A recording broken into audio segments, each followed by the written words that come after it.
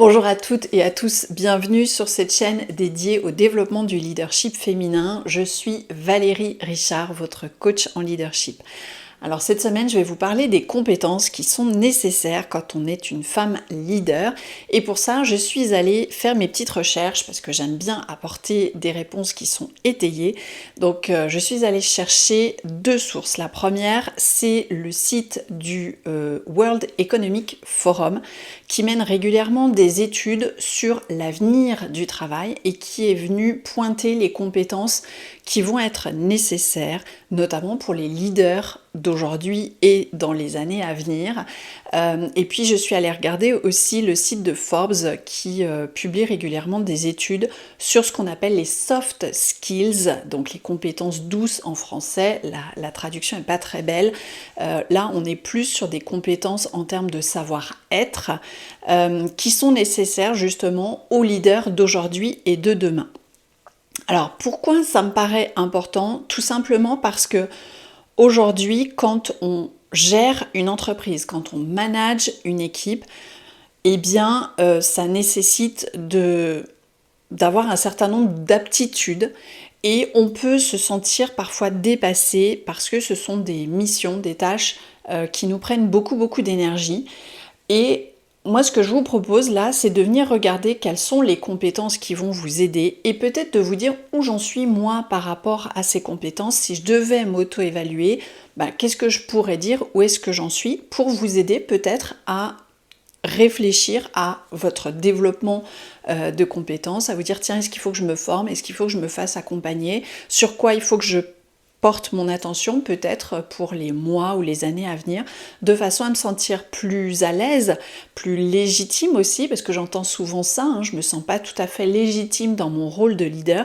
Là, on va venir pointer les compétences qui vont vous aider justement à être une leader inspirante, à être une leader qui fédère son équipe et du coup à vous sentir beaucoup plus sereine au quotidien. Alors c'est parti. Première compétence, c'est la notion de pensée et d'analyse critique. L'idée, c'est de pouvoir résoudre des problèmes facilement et de trouver des solutions qui sont innovantes, qui sont créatives. Pourquoi ? Aujourd'hui, on est dans un monde du travail qui évolue très vite, qui évolue sans cesse, qui est plutôt incertain.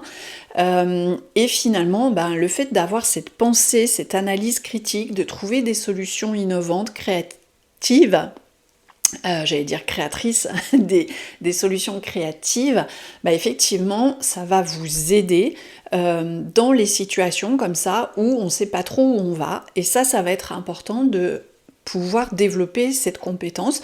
Donc, je le rappelle, si c'est quelque chose que vous ne possédez pas aujourd'hui, si c'est une compétence sur laquelle vous vous dites, moi, bof, solution créative, c'est pas trop mon truc, moi je suis plutôt pragmatique, etc. Sachez que, comme toute compétence, ça peut se développer, ça peut s'acquérir, on peut se former, se faire accompagner là-dessus. Donc c'est pas parce que certaines de ces compétences aujourd'hui vous paraissent un peu éloignées de votre mode de fonctionnement que ça veut dire que vous n'aurez jamais cette compétence. Deuxième compétence, c'est la notion de résilience, cette capacité à rebondir quand on est face à une difficulté et d'avoir peut-être cette flexibilité pour se dire ok, c'est pas parce que j'ai essuyé un échec peut-être ou une difficulté que ça veut dire que tout est foutu. Donc il y a cette capacité de résilience, de flexibilité, d'adaptabilité qui est super importante aujourd'hui parce que des difficultés on en rencontre tous et toutes au quotidien et si on a un état d'esprit, un mindset qui est un peu fixe où on se dit l'échec ça me définit, on va pas avancer très très loin. Donc un échec ça ne vous définit pas, c'est un passage, c'est jamais agréable.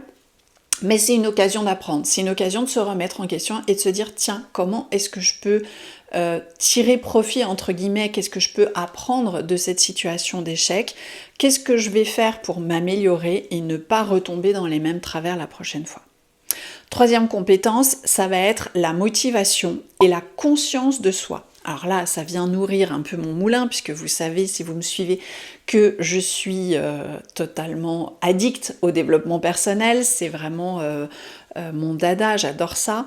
Donc, la conscience de soi, c'est d'arriver à mieux se connaître. C'est cette capacité à faire un peu un état des lieux, cette remise en question pour se dire, voilà, comment est-ce que je fonctionne, un peu sur tous les plans, aussi bien émotionnel, mental, aussi bien opérationnel, fonctionnel, et de se dire qu'est-ce que peut-être je peux aller chercher, qu'est-ce que je peux développer pour m'améliorer et passer le cap supérieur. Donc cette capacité à apprendre de soi, à se développer et à garder la motivation justement au quotidien.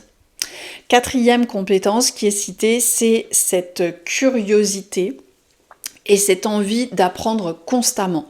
Donc ça, c'est super important, surtout dans une ère où la technologie va hyper vite. On nous balance des informations constamment, que ce soit sur Internet, que ce soit sur les réseaux sociaux.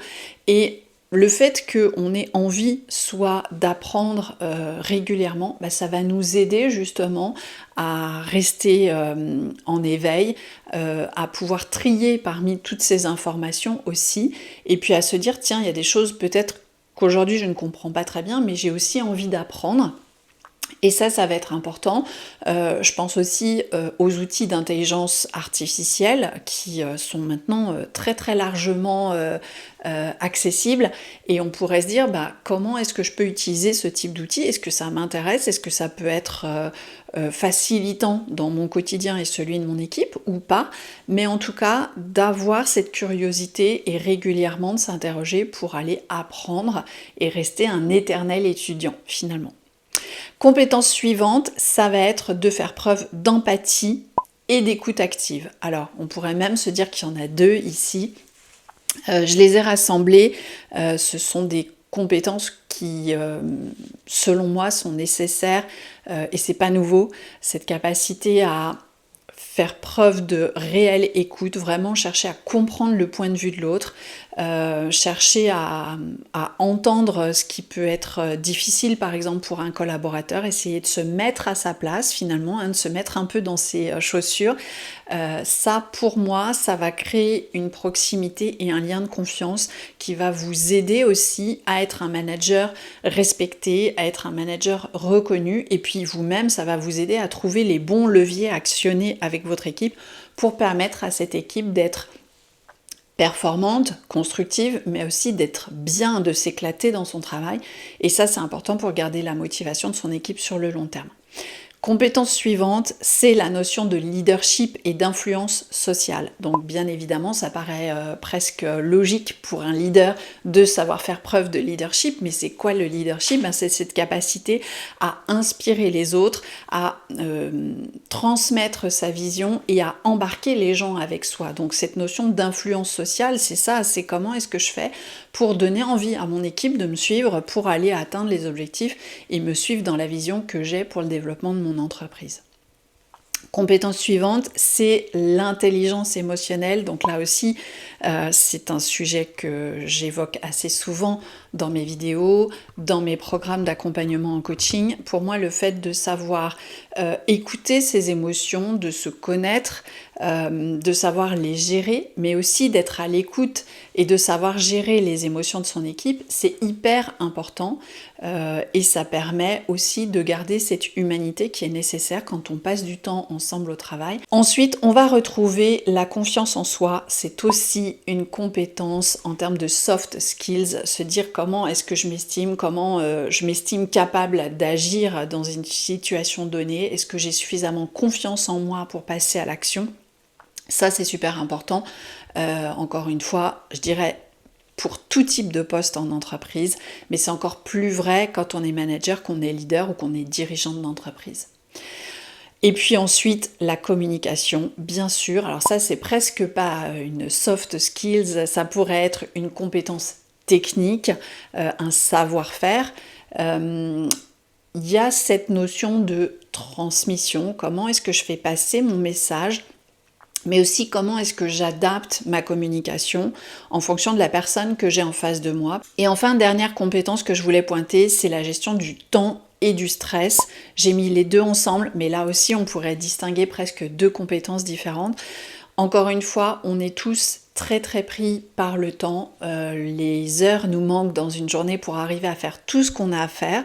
Donc c'est important d'être organisé, de savoir gérer ses priorités, gérer ses tâches, de ne pas se laisser embarquer par le flot des urgences du quotidien, parce qu'on en a tous, et puis de pouvoir maîtriser son stress, même si voilà, ça reste quelque chose qui sera toujours là parce qu'on est face à des situations parfois qui nous provoquent du stress, mais de ne pas céder à ce stress et de le laisser nous emprisonner dans certaines formes de comportement ou dans de la procrastination ou dans une difficulté à prendre une décision. Ben voilà, le stress, il fait partie du quotidien et il faut savoir l'accepter et se dire comment je traverse ces périodes de stress, comment est-ce que je peux continuer à avancer sans me planter ou en acceptant de me tromper, mais en rebondissant très très vite. Et là, on retrouve les fameuses compétences du début avec cette résilience, etc., etc. Donc voilà un peu les 10 compétences essentielles que je voulais mettre en avant pour vous.